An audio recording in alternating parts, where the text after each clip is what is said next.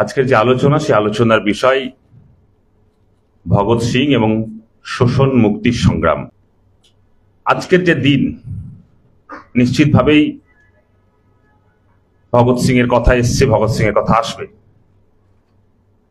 এবং আজকের দিনটা কিন্তু আরো একজন ভারতবর্ষের অন্যতম একজন বিপ্লবী মাস্টারদা সূর্য সেনের জন্মদিন। আগামীকাল শহীদে আজম ভগৎ সিং এর যে আত্মবলিদান দিবস, আবার একই সঙ্গে সঙ্গে আমরা যে সময় এই আলোচনা সভা করছি, ভগৎ সিং এর তৈরি করা নওজওয়ান ভারত সভার শতবর্ষ। 1926 সালের মার্চ মাসে এই নওজওয়ান ভারত সভা তৈরি হয়েছিল। এখন শোষণ মুক্তির সংগ্রাম, ভগৎ সিং নিয়ে কথা বলতে গেলে কিছু কথা প্রথমে ভগৎ সিং নিয়ে বলা দরকার। একদম বিংশ শতাব্দীর শুরুর সময়টা, যখন ভারতবর্ষের স্বাধীনতা আন্দোলনের নতুন একটা দিগন্ত উন্মোচিত হচ্ছে ভারতবর্ষের আকাশে বাতাসে। নিশ্চিতভাবে 1885 সালে ভারতের জাতীয় কংগ্রেস তৈরি হওয়ার পরে তাদের নেতৃত্বে তাদের মতো করে একটা স্বাধীনতা আন্দোলনের ধারা ভারতবর্ষে প্রবাহিত হয়েছে। তা নিয়ে আলোচনা আছে, তর্ক আছে, বিতর্ক আছে, সমালোচনা আছে। বিংশ শতাব্দীর একদম শুরুর দিকে যখন ভারতবর্ষের বুকে বিপ্লবী আন্দোলনের ধারা, বিশেষত পূর্ব ভারতে অনুশীলন সমিতির নেতৃত্বে যখন শুরু হয়, আবার ঠিক সেই সময় রাসবিহারী বসু, যে রাসবিহারী বসুকে ভারতের বিপ্লবীদের বিপ্লবী বলা যেতে পারে, সেই রাসবিহারী বসু একদম বিংশ শতাব্দীর শুরুর দিকে 1910, 11, 12, 15 এই সময়টাই সশস্ত্র গণ অভ্যুত্থানের কথা ভাবনা চিন্তা করছেন ভারতবর্ষে ব্রিটিশ সাম্রাজ্যবাদের বিরুদ্ধে। এরকমই একটা সময় 1907 সালে জন্ম হয় ভগৎ সিং এর। ভগৎ সিং নিছক আর 4-5টা ভারতীয় পরিবারে জন্ম হয়েছে, ব্যাপারটা কিন্তু এরকম নয়। ভগৎ সিং এর বাবা কিষেন সিং, ভগৎ সিং এর কাকা অজিত সিং দুজনেই ছিলেন বিপ্লবী এবং রাসবিহারী বসুর যে সশস্ত্র গণ অভ্যুত্থানের সঙ্গে প্রত্যক্ষভাবে সংযুক্ত ছিলেন। এবং ভগৎ সিংকে আমরা যারা ভারতবর্ষের আজকের যে মানচিত্রে বসবাস করি, তারা শুধুই শহীদ হিসাবে ভগৎ সিংকে স্বীকৃতি দিয়েছে এরকমটা নয়। ভগৎ সিং হয়তো এমন একজন ভারতীয় শহীদ, স্বাধীনতা আন্দোলনের এমন একজন বিপ্লবী যাকে পাকিস্তানও শহীদের মর্যাদা দিয়েছে। এবং এই ভগৎ সিং এরকম একটা পরিবারে জন্ম নেওয়া, এবং ঐতিহাসিকভাবে সত্য যে বাংলার মাটি এবং পাঞ্জাবের মাটি স্বাধীনতা আন্দোলনের আঁতুর ঘর বলা যেতে পারে। এবং ভারতের স্বাধীনতা আন্দোলনের বিভিন্ন পটভূমিকায় বাংলা, পাঞ্জাব এবং উত্তর ভারত বারে বারে মিলে গেছিল, এক স্রোতে প্রবাহিত হয়েছিল। কিভাবে সেই স্রোতে প্রবাহিত হয়েছিল? সেই তরুণ ভগৎ সিং যেমন এরকম একটা পরিবারে জন্ম নেওয়া, তার সঙ্গে বিশেষভাবে প্রভাবিত হয়েছে জালিয়ানওয়ালাবাগের হত্যাকাণ্ড 1919 সালে। ভগৎ সিং এর মতো তরুণ ভারতবর্ষের সেই সময়কার একটা বড় অংশের তরুণ সমাজকে ব্রিটিশদের বিরুদ্ধে যে ঘৃণা, সেই ঘৃণার সঞ্চার ঘটেছে এরকম একটা ঘটনা। এবং তরুণ ভগৎ সিং 1921 সালে যে ভারতের অসহযোগ আন্দোলন, সে অসহযোগ আন্দোলনে যোগ দেয়। বয়স তখন মাত্র 14 বছর। এবং তখন থেকেই ভগৎ সিং এর যে পারিবারিক চর্চা এবং তার সঙ্গে যে রাজনৈতিক এনভায়রনমেন্টের মধ্য দিয়ে তিনি বড় হচ্ছিলেন, তা তাকে ব্রিটিশ সাম্রাজ্যবাদের বিরুদ্ধে তার ঘৃণা, বিদ্বেষ এবং সাম্রাজ্যবাদের বিরুদ্ধে লড়াইকে সংগঠিত করবার যে মানসিকতা তার মধ্যে জন্ম হয়। এবং সেই কাজে থেকে প্রথম যে সহযোগিতা করেন পরিবারের বাইরে, সেটা হচ্ছে তার কলেজের একজন অধ্যাপক। সেই কলেজের অধ্যাপকের মাধ্যমেই তার পরিচয় হয় অনুশীলন সমিতির অন্যতম একজন বিশিষ্ট বিপ্লবী শচীন সান্যাল।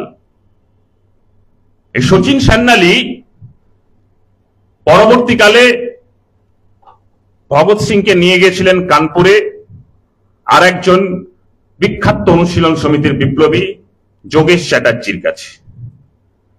যোগেশ চ্যাটার্জির স্বাধীন ভারতবর্ষে পরবর্তী সময়ে রাজনীতির অন্য পরিচয় হয়েছে, সেই পরিচয়ের কথা আপনারা অনেকেই জানেন, সে বিষয়ে আমি আলোচনায় যাচ্ছি না।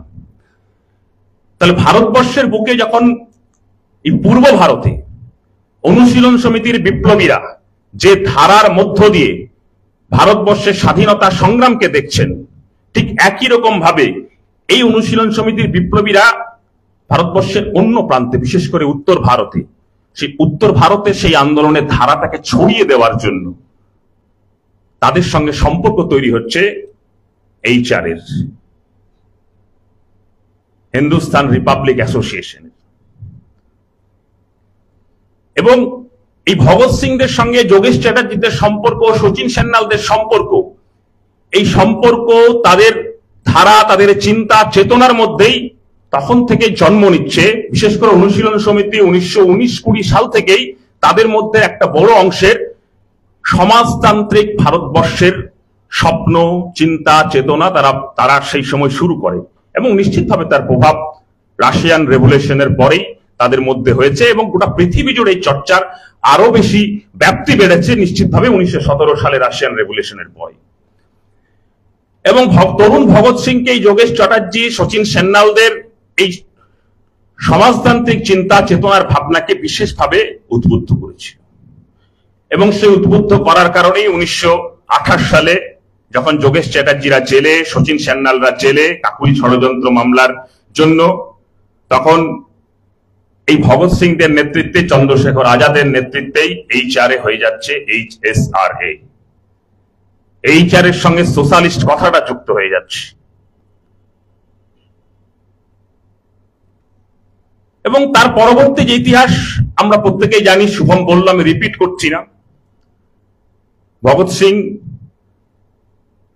যখন জেলে, শুরু হলো দ্বিতীয় লাহোর ষড়যন্ত্র মামলা।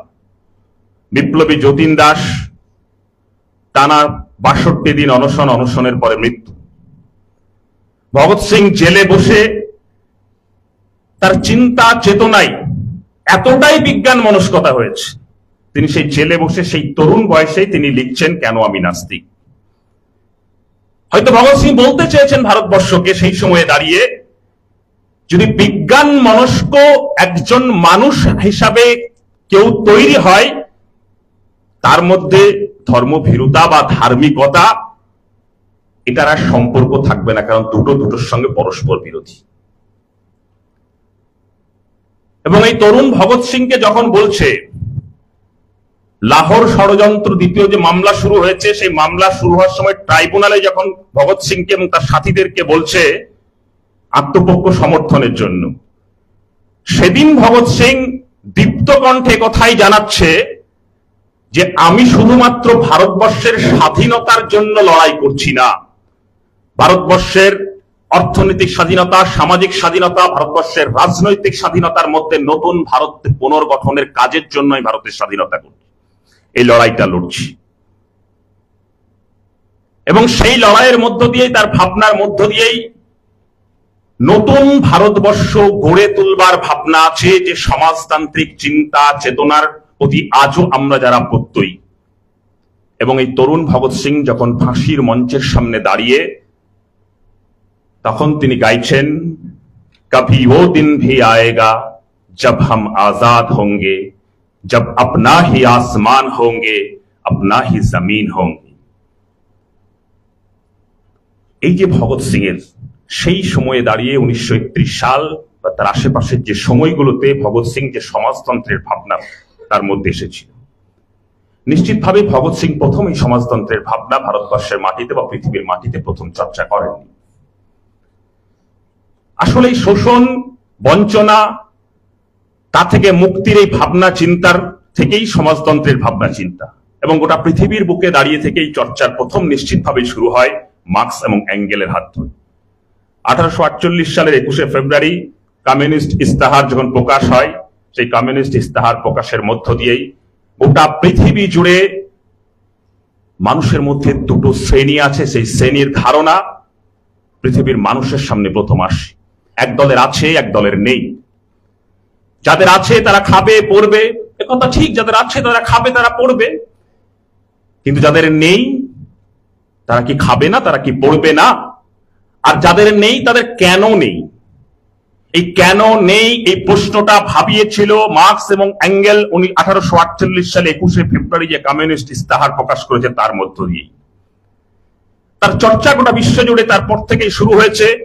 সেখান থেকেই ভাবনা চিন্তা এসেছে ইনইকুয়ালিটির বিকল্প হচ্ছে ইকুয়ালিটি, সাম্য, সমাজতন্ত্রের চিন্তা চেতনা ভাবনা। তার প্রথম প্রয়োগ গোটা বিশ্বজুড়ে নিশ্চিতভাবেই সোভিয়েত ইউনিয়ন, রাশিয়ান রেভলিউশন, লেনিনের নেতৃত্বে, এবং তারপরে সেই চর্চা আরো দীর্ঘায়িত হয়েছে, আরো বেড়েছে। যখন আমরা এই মার্কস এঙ্গেলের কথাগুলো বলবো তখন নিশ্চিতভাবে আজকের ভারতবর্ষে দাঁড়িয়ে আগামীকাল যখন আমরা কেউ টিভি খুলবো, সোশ্যাল মিডিয়া খুলবো, দেখবো ভগৎ সিং এর চিন্তা চেতনার সব থেকে যারা বিরোধী, যাদের সঙ্গে ন্যূনতম কোনো সংযোগ নেই, তারাও নিজেদেরকে ভগৎ সিং এর উত্তরাধিকার হিসেবে দাবি করবে, ভগৎ সিংকে মার্কেটিং করবে, বিপণন করবে। আবার কেউ কেউ প্রশ্ন করতেই পারে যে ভগৎ সিং কি সত্যিই মার্ক্সবাদী ছিল? কেউ কেউ প্রশ্ন করতেই পারে ভগৎ সিং কি সত্যি সত্যি বামপন্থী ছিল? না, ভগৎ সিং শুধুমাত্র একজন জাতীয়তাবাদী, শুধুমাত্র একজন বিপ্লবী? এই প্রসঙ্গে যদি কথা বলতে হয় তাহলে আমার মনে পড়ে যাচ্ছে ইতিহাসের পাতা থেকে আরো একজন বিশ্ববিখ্যাত বিপ্লবী, যারা পৃথিবীর তরুণ সমাজ যাকে আইকন হিসাবে মনে করে, এর্নেস্তো চে গুয়েভারা। কিউবান রেভলিউশন হয়েছে, এর্নেস্তো চে গুয়েভারা কিউবার মন্ত্রী। বিশেষ করে পৃথিবীর বিভিন্ন প্রান্তের যারা বামপন্থাকে, সমাজতন্ত্রকে প্রতিদিন কন্ডেম করতে চাই, সেই ধরনের মিডিয়া এর্নেস্তো চে গুয়েভারাকে প্রশ্ন করছে যে লাতিন আমেরিকার একটা ছোট্ট দেশে বিপ্লব হয়েছে, ইতিমধ্যেই সোভিয়েত রাশিয়া বা সোভিয়েত ইউনিয়নের পথ চলার কয়েক দশক পরে কিছু ত্রুটি, কিছু বিচ্যুতি, কিছু সমালোচনা গোটা পৃথিবী জুড়ে আলোচনা হয়ে শুরু হয়েছে। আপনারা কিভাবে পথ চলবেন, কিভাবে এই দেশ চালাবেন, কিভাবে সমাজতন্ত্রকে পুনর্গঠন করবেন? এর্নেস্তো চে গুয়েভারা তার নিজস্ব যে স্টাইল, সেই স্টাইলে তিনি নিশ্চিতভাবে উত্তর দিচ্ছেন। হঠাৎ করে একজন সাংবাদিক তাকে প্রশ্ন করে বসলেন যে আপনি তো বিপ্লবী, আপনি কি মার্ক্সবাদী? তো এর্নেস্তো চে গুয়েভারা বলছে, একজন পদার্থ বিজ্ঞানের ছাত্রকে যদি জিজ্ঞেস করেন আপনি নিউটনকে চেনেন, স্যার আইজ্যাক নিউটনকে পড়েছেন, তাহলে একজন রিয়েল বিপ্লবীকে প্রশ্ন করা যে আপনি মার্ক্সবাদী তারই নামান্তর। যদি গোটা পৃথিবীর যে কোনো প্রান্তে, যে কোনো অংশে যদি একজন রিয়েল বিপ্লবী যদি জন্ম নেয়, তার পথ চলা থাকে, সে নিশ্চিতভাবেই মার্ক্সবাদী হবে। আর এই মার্ক্সবাদের যে চিন্তা ভাবনা, শোষণ মুক্তির বিরুদ্ধে লড়াই সংগ্রামকে সংগঠিত করা এবং তাকে প্রসারিত করা, সেই চিন্তার ভাবনা ভগৎ সিং আমাদের ভারতবর্ষে সেই 1930, 31, 28 সেই সময়ে দাঁড়িয়ে থেকে গোটা পৃথিবী জুড়ে ছড়িয়ে, ভারতবর্ষ জুড়ে ছড়িয়ে দেওয়ার চেষ্টা তিনি করেছেন। আজ তো ভগৎ সিং নেই, দেশ স্বাধীন হয়েছে, 77-78টা বছর আমরা পার হয়েছি। ভগৎ সিং এর যে ভারতবর্ষ, যে স্বপ্ন ভগৎ সিং দেখেছিলেন ভারতবর্ষের, সাম্যের ভারতবর্ষ, শোষণ মুক্তি, শোষণ থেকে মুক্তি, অত্যাচার থেকে মুক্তি, সেই মুক্তিকে আমরা পেয়েছি।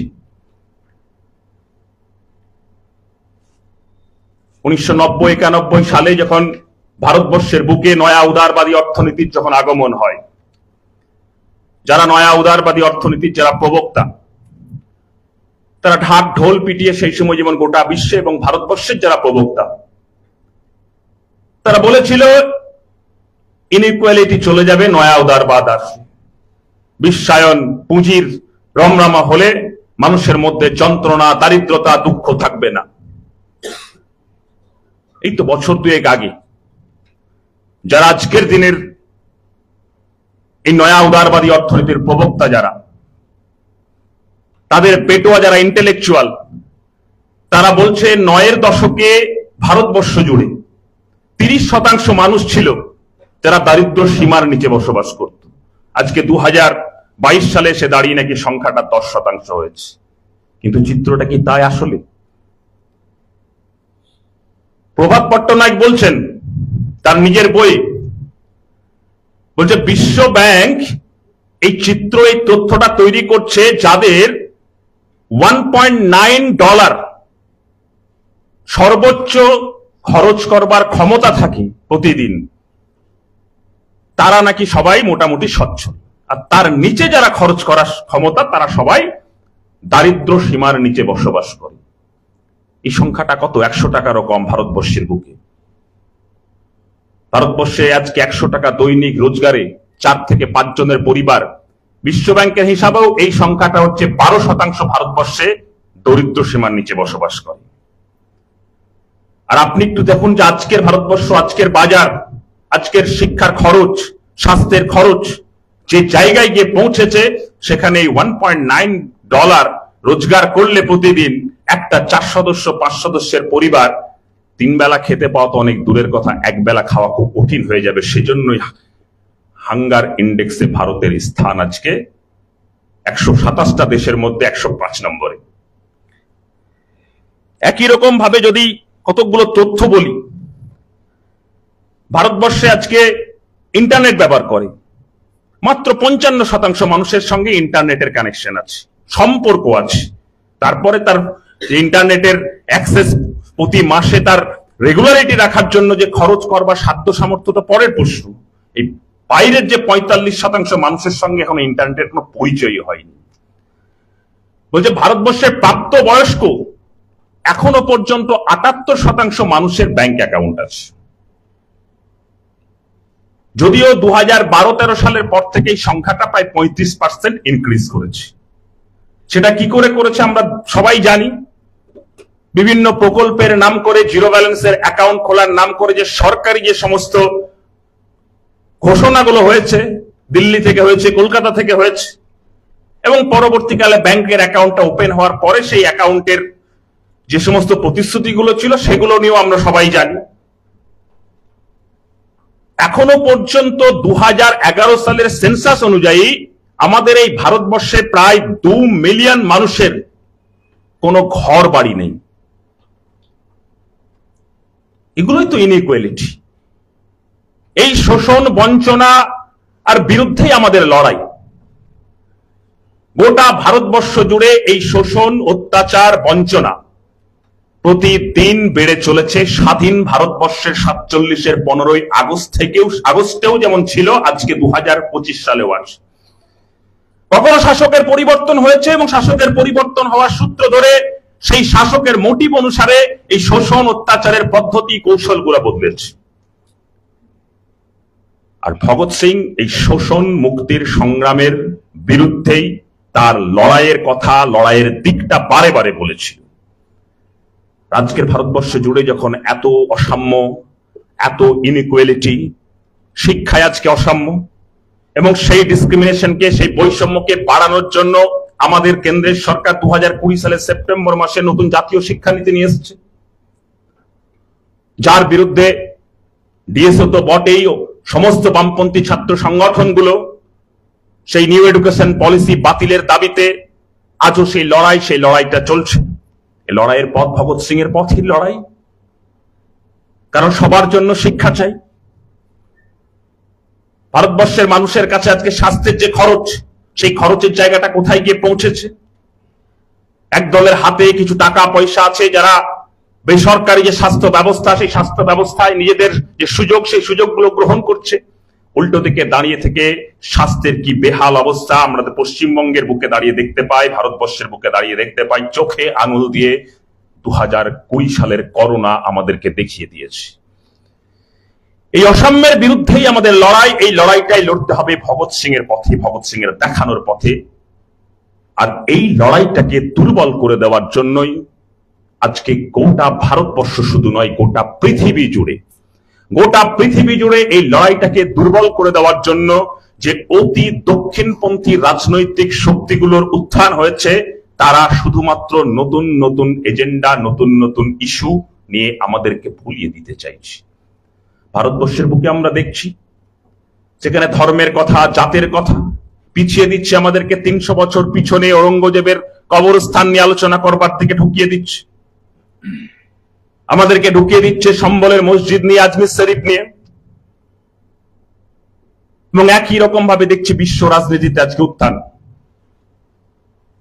এতগুলো দশক পরে জার্মানির বুকে হিটলারকে, যে হিটলারকে ঘৃণা ছাড়া অন্য কিছু করার কথা থাকে না, নতুন করে নব্য হিটলারদের জন্ম হচ্ছে। সেখানে জার্মানের একটা অতি দক্ষিণপন্থী রাজনৈতিক দল এএফডি, তার উত্থান হচ্ছে এবং এএফডি কে প্রকাশ্য সমর্থন করছে। আজকে মার্কিন প্রেসিডেন্ট, মার্কিন ক্ষমতাশালী মানুষজনের আলোচনা করলে ডোনাল্ড ট্রাম্পের সঙ্গে সঙ্গে যার নাম আসে ইলন মাস্ক, তারা সমর্থন করছে।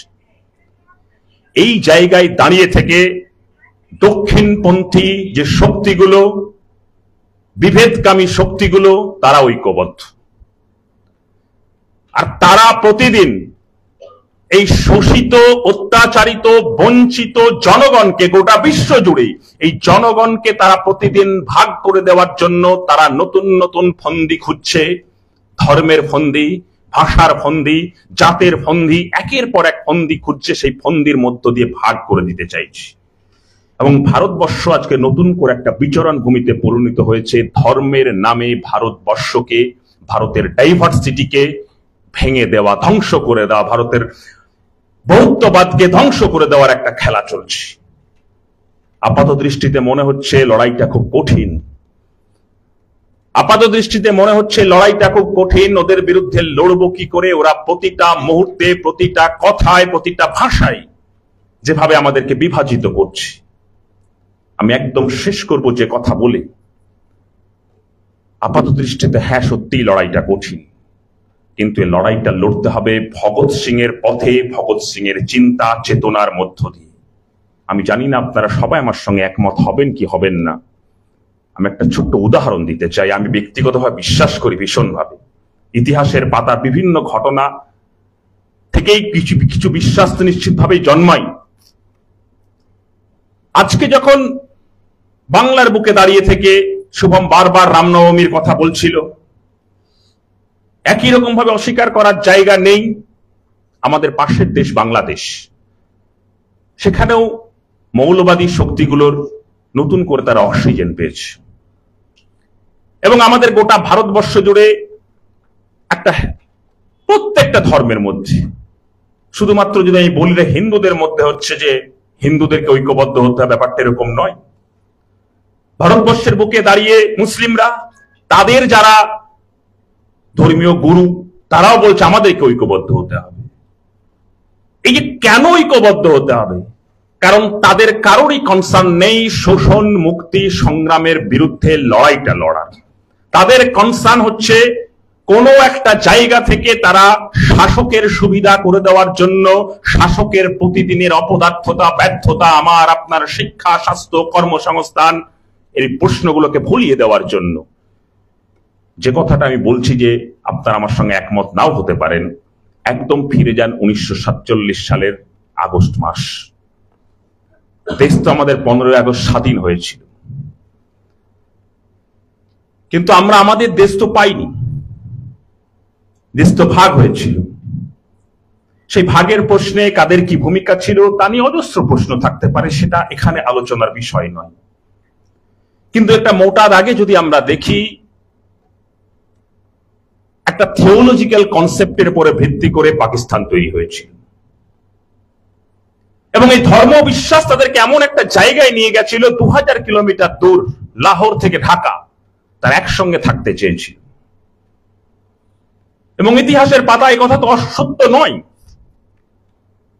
বাংলাদেশের 71-এর মুক্তিযুদ্ধে বাংলাদেশের মুজিবুর রহমান, বঙ্গবন্ধুদের ভূমিকা থাকতে পারে, পরবর্তী সময়ের আলোচনা সমালোচনা থাকতে পারে, তাকে কেউ সেকুলার বলতে পারে, নাও বলতে পারে, কিন্তু 47-এ যখন দেশ ভাগ হয়, তরুণ মুজিবুর রহমানরা কিন্তু পাকিস্তানেই থাকতে চেয়েছিল। কেন থাকতে চেয়েছিল? আমি একটা নাম বললাম, একটা রিনাউন্ড নাম বলি।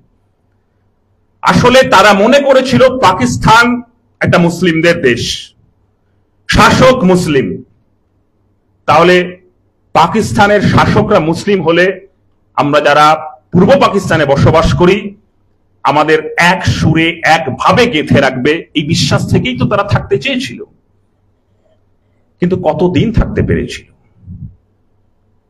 47 সাল, একটা বছর, 48 সাল যখন ঢাকার রেসকোর্স ময়দানে দাঁড়িয়ে যখন আলী জিন্নাহ ঘোষণা করছেন যে পাকিস্তানের অ্যাসেম্বলিতে গোটা দেশের মানুষকে উর্দু ভাষায় কথা বলতে হবে, উর্দু ভাষার আধিপত্য যখন চাপিয়ে দিচ্ছে, বাঙালি জনগণের মধ্যে প্রথম শুরু হয়েছে যে ভাষার মধ্য দিয়ে শোষণ। সেই সময়কার কয়েক কোটি বাঙালি পাকিস্তানের বিরুদ্ধে, পাকিস্তানের আগ্রাসনের বিরুদ্ধে তারা গর্জে উঠল। ইতিহাসে লেখা আছে 52-এর ভাষা আন্দোলন। আর শুধুই কি ভাষার জন্য লড়াই? তাদের লড়াইয়ের দাবি ছিল একের পর এক দাবি। সে দাবির মধ্যে ছিল যে আমরা বাঙালি যারা পূর্ববঙ্গ থেকে এত টাকা ট্যাক্স দিই, আমাদের উন্নয়ন কোথায়? আমাদের টাকায় পশ্চিম পাকিস্তানে উন্নয়ন হচ্ছে, আমাদের শোষণ, আমাদের উপরে শোষণের বুলডোজার চলছে, অত্যাচারের বুলডোজার চলছে। চাকরির ক্ষেত্রে তাদের বারবার তাদেরকে ডিপ্রাইভ করা হচ্ছে, এই আওয়াজ তাদের মধ্যে উঠেছে। এই আওয়াজ থেকেই পরবর্তীকালে তাদের ধর্ম তাদেরকে এক জায়গায় রাখতে পারেনি। তাই আজকের ভারতবর্ষে দাঁড়িয়ে থেকে লড়াই যতই কঠিন হোক না কেন, ওরা ধর্মের মধ্য দিয়ে ঐক্যের কথা বললে আমাদেরকে বলতে হবে, ভগৎ সিং এর পথেই বলতে হবে। শোষণ, বঞ্চনা, অত্যাচারীদেরকে এক সুরে বেঁধে একসঙ্গে পথ চলে ভগৎ সিং এর সেই আওয়াজ, ইনকলাব জিন্দাবাদ, সেই পথেই আমাদেরকে এগোতে হবে। আমার বিশ্বাস আপনারা সবাই একসঙ্গে কাঁধে কাঁধ মিলিয়ে, আমরা সবাই একসঙ্গে কাঁধে কাঁধ মিলিয়ে সেই পথে এগিয়ে যাব। সকলে ভালো থাকবেন, লড়াই থাকবেন। ধন্যবাদ।